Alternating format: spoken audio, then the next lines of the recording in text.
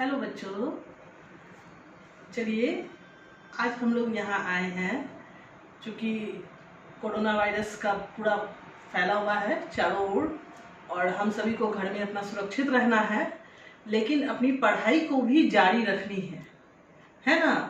तो चलिए हम लोग अपनी पढ़ाई को अपने घर में ही जारी रखते हैं और आज मैं आप लोगों को अंग्रेजी विषय का 9th क्लास का फर्स्ट चैप्टर पैनोरमा बुक से पढ़ाऊंगी।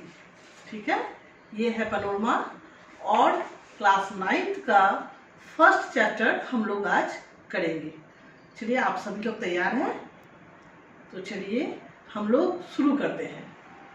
फर्स्ट चैप्टर है धर्म युद्ध। नाम से ही प्रतीत हो रहा है और नाम से ही पता भी चल रहा है कि यह किसी युद्ध के बारे में बताया गया है, परंतु क्या यह वास्तविक युद्ध है? कौन सा युद्ध है ये, इसके बारे में हम लोग पढ़ेंगे और इसके साथ जुड़ा हुआ है धर्म। तो हम लोग नाम से गेस करते हैं कि ये धर्म से रिलेटेड कोई युद्ध है, तो हम लोग आगे पढ़ेंगे और देखेंगे कि किस प्रकार का युद्ध है ये। तो इसे लिखा है अर्जुन देव चरण। इसके लेखक जो हैं उनका नाम है अर्जुन देव चरण।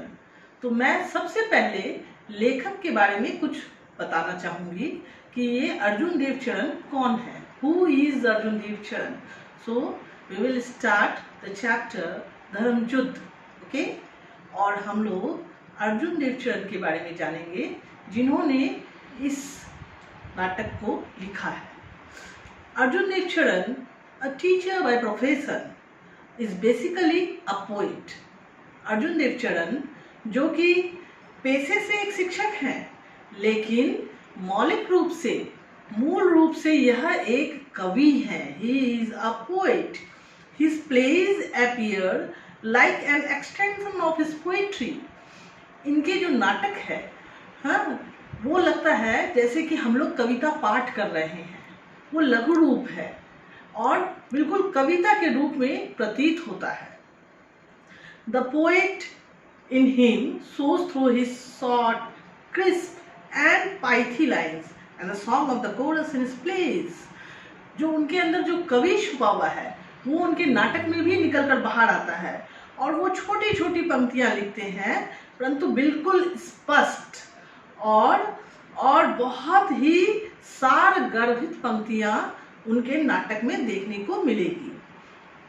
और साथ ही कोरस, मतलब वो जो नाटक है इसमें एक गीत भी चलता रहता है, लगातार एक गीत भी चलता रहता है। इनकी his first book of Rajasthani plays published in the late 70s was received rather indifferently in his Rajasthani literary circles. इनकी जो इन्होंने जो नाटक लिखा था, इन्होंने जो पहली किताब लिखी वो राजस्थानी प्लेस था, मतलब कि राजस्थान से रिलेटेड नाटक था। ये 17वीं शताब्दी के अंतिम सत्र में इनका प्रकाशन हुआ और बहुत ही राजस्थानी लिटरेरी सोसाइटी के द्वारा बहुत ही आदर के साथ इसे स्वीकार किया गया। Till that time, dramas in Rajasthan had met either some strays, one-act plays on social issues like widow marriage, dowry, etc., on the folk plays based on historical and mythological themes. उस वक्त तक राजस्थान में नाटक का मतलब था कि दहेज प्रथा पर कुछ दिखाना या विडो रीमैरिज पर कुछ दिखाना। विडो रीमैरिज मतलब विधवा विवाह, और दहेज प्रथा पर या फिर उनके ऐतिहासिक या ऐतिहासिक पृष्ठभूमि से उसको नाटक के रूप में प्रस्तुत करना। इस तरह से अर्जुन देव चरण ने बहुत ही अच्छा प्रयास किया है। उन्होंने राजस्थान के बारे में, विधवा विवाह के बारे में या ऐसे इश्यूज को टच किया है जो कि हमारे हृदय को छूते हैं। However, Arjun's arrival on the scene is significant, and not only in the terms of dramatic literature, but also of modern theatre. तो अर्जुन देव चरण का जो उस वक्त उनका आगमन हुआ राजस्थानी प्लेज में, राजस्थानी सोसाइटी में, तो वो एक मतलब बहुत ही ड्रामेटिक उनका आगमन हुआ। उन्होंने एक रिवॉल्यूशन टाइप का ला दिया और मॉडर्न जो थिएटर है वो अर्जुन देव के नाम से चर्चित हो गए। इस तरह से हम लोग देखते हैं कि अर्जुन देव ने अपनी एक बहुत अच्छी जगह सुरक्षित